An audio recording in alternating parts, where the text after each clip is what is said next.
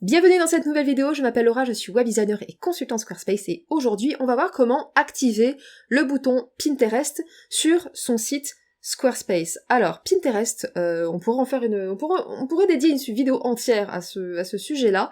Pinterest c'est vraiment le moteur de recherche, parce que oui c'est un moteur de recherche et pas juste un réseau social, le plus sous-coté auprès des entrepreneurs, alors que pourtant, on se parle quand même de presque 13 millions d'utilisateurs en France seulement, c'est pas rien non plus. Voilà, c'est un réseau social / moteur de recherche qui amène plus de trafic que LinkedIn, donc voilà, et surtout, il y a des thématiques qui sont vraiment en force.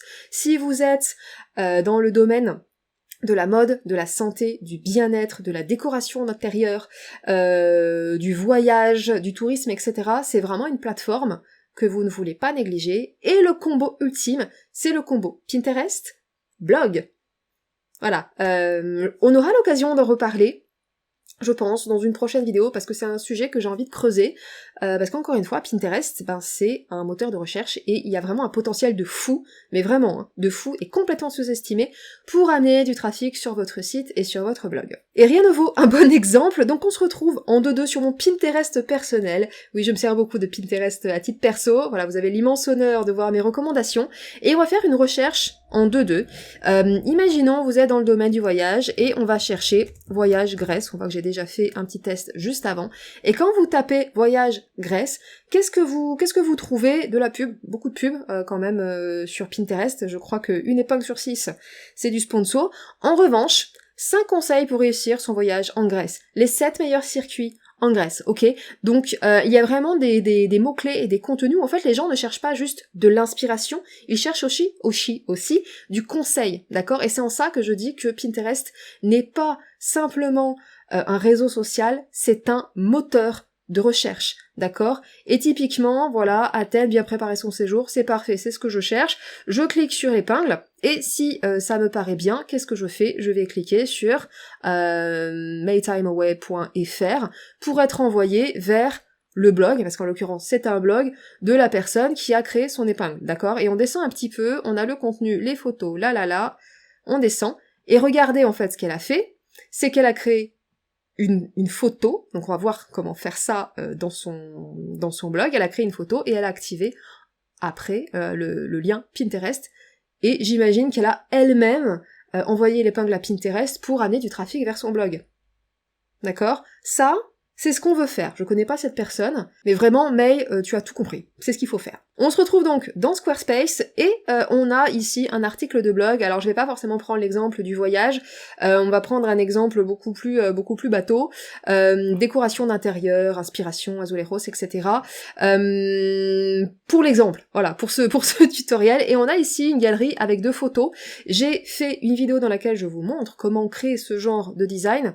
Je vous mettrai le lien dans la description et quelque part là sur la gauche pour que vous puissiez vous y référer.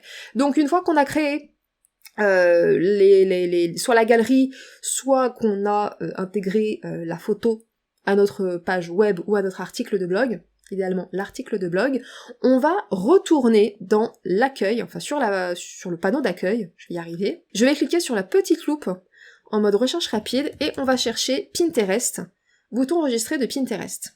Pour le moment, il est désactivé, je clique sur le menu déroulant, et ce que je vais faire, c'est que je vais l'activer pour les blogs.